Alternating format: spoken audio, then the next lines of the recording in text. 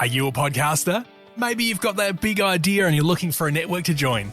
The multi-award-winning Ozcast Network can get your content to eyes and ears all over the world. Join now for the first month free, and you could be featuring this sound at the beginning of your podcast. Ozcast. Simply head to ozcastnetwork.com for details. Hey everyone, welcome back. Ready for another deep dive. Today we're going to look at how global politics can really hit close to home. You know what I mean? We'll be focusing on the impact of political decisions on regular businesses, especially in Norway this time. Yeah, it's a really interesting case study. It shows the human side of geopolitics, how individual choices can end up playing out on a global stage. Exactly. And the situation comes from a Business Standard article. It's about this Norwegian fuel company, Haltbakk Bunkers. They made a pretty bold move. They're refusing to service U.S. warships that stop in Norway. What makes this so interesting is their decision isn't like some business rivalry or contract issue. It comes from them disagreeing with how the U.S. president treated the Ukrainian president during a White House visit. Yeah, I read that too. Haltbakk Bunkers called the whole thing a show on TV. Can you imagine how tense it must have been off camera? Totally. It shows the strong emotions around this issue and how they even affect the business world. It's not the first time the owner of Haltbakk Bunkers, Gunnar Gran, has taken a moral stand that could hurt his business. After the invasion of Ukraine, he just stopped selling fuel to any Russian businesses. So he's applying the same principle here, refusing to work with people he disagrees with, even if it's a superpower like the U.S. And he's not changing his mind anytime soon, is he? The article said he's sticking with this boycott until Trump is finished. Think this will inspire other businesses, or is it just him? That's the question, isn't it? Gran's stance is, admirable, but is it realistic to think a few businesses can change global politics? Could this backfire? Maybe even hurt Ukraine by weakening the West? It's really complicated. For sure. To understand the impact, Haltbakk Bunkers supplied something like 3 million liters of fuel to U.S. ships just last year. Wow, that's significant, especially because Norway often does these joint military exercises with the U.S. and its allies. Logistically, I wonder how this will change things. Yeah, I was thinking that too. The article says the Norwegian defense minister promised that U.S. forces will still get the support they need. But how will they work around this? It shows the tough spot Norway is in with Russia. You're right. Maybe we should look closer at that relationship and how it affects all of this. Definitely. Because Norway's history with Russia adds another layer to this whole story. They share a border and have always had to manage that relationship carefully, especially during the Cold War, when Norway was right on the front line between East and West. So they couldn't make Russia mad, but still had to be strong with the West. It sounds like things are tense again lately. The article mentioned more Russian military stuff near Norway's borders, drones near gas plants, even bomb threats. Kind of scary. Yeah, it is. And it shows how connected everything is. What happens in Ukraine directly affects security in Norway, especially since Europe relies on their energy more and more. Right.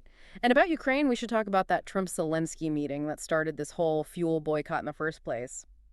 Apparently, things got pretty heated. Trump and Vice President Vance were criticizing Zelenskyy for not being grateful for U.S. aid. And Trump even said Zelenskyy was gambling with World War III. That's strong language.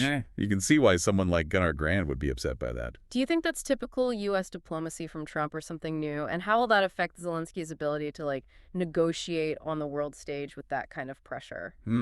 That's a good question, I think.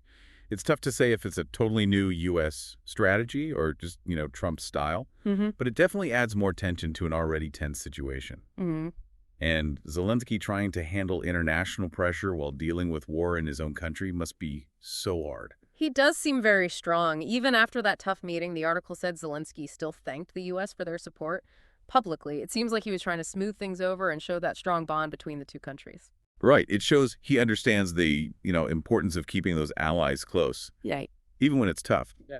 But about Norway, it's important to remember this isn't the first time they've had to balance things between Russia and the West. Yeah, like during the Cold War, right? Right. Always trying to find that middle ground. Exactly. And there have some really tense moments between them, like that whiskey on the rocks thing back in '81. A Soviet submarine got stuck near Norway's coast. It caused a huge diplomatic mess. It showed how delicate their relationship is and how they always need careful diplomacy. Sounds like a spy movie. And I bet stuff like that still affects how Norway deals with things today, especially with everything so tense right now. Absolutely. Norway has to be strategic. For example, they've been careful about using resources in the Arctic. They know it could provoke Russia. It's a constant balancing act between their own security and money and not making Russia angry. It makes you realize how much history matters. It makes Grand's choice about the U.S. warships even more interesting, right? Definitely. On one hand, he's just running his business based on his beliefs. But then you think, what could happen because of it? Could it hurt things between Norway and the U.S.? Could other companies do the same thing?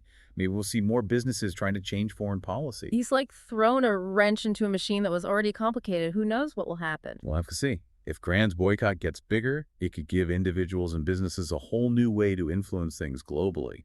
Maybe we'll start seeing economic decisions based on morals instead of just profit. That's interesting. What would it take for that to really happen? Could it actually change how governments do foreign policy? Is that the future of activism? Hard to say for sure, but it's worth thinking about. And it brings us back to our main question. How much influence should individuals and businesses have in global politics? Is there a limit? Or are we headed towards a world where business decisions are all about morals and politics? A lot to think about. And something we'll probably see more of as things get more complicated. I agree. And it's important for all of us to stay informed and involved because global events affect everyone, whether we realize it or not. True. So as we finish up our deep dive into this Norwegian fuel situation, what's the one big question you want our listeners to think about? I think the most important question is, could this boycott backfire? Could it push Norway closer to Russia? What unintended consequences might come from Grand's moral stand? No easy answers, but it gets to the core of this whole situation. Exactly. It reminds us that actions, even with good intentions, can sometimes have consequences we don't expect. Definitely something to think about. Makes you vitamin.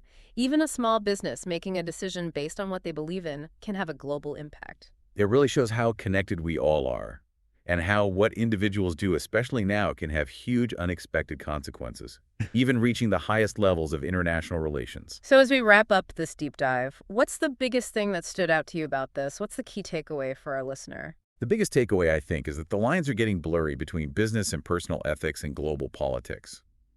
Grand refusing to work with both Russian and U.S. businesses shows that even if you lose money, your beliefs can shape what you do. It makes you wonder, what would you do if you were him? Principles or profit? Tough question.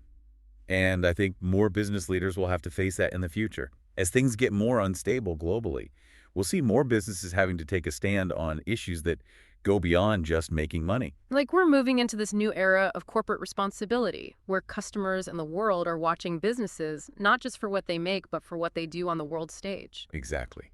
It'll be interesting to see how this all changes and what role businesses decide to play in global affairs. Definitely. Well, thanks for joining me on this deep dive. It's been fascinating looking at how individual actions and business decisions in global politics all connect. My pleasure. It's always interesting to untangle these complicated global stories. Absolutely. And to our listeners out there, we leave you with this. Could this be the start of something bigger? Will we see more businesses, even whole industries, using their power to change foreign policy? And if so, what will that mean for global politics in the future? Keep exploring, keep asking questions, and keep diving deep. Are you a podcaster? Maybe you've got that big idea and you're looking for a network to join. The multi-award-winning Ozcast network can get your content to eyes and ears all over the world. Join now for the first month free, and you could be featuring this sound at the beginning of your podcast. Ozcast. Simply head to ozcastnetwork.com for details.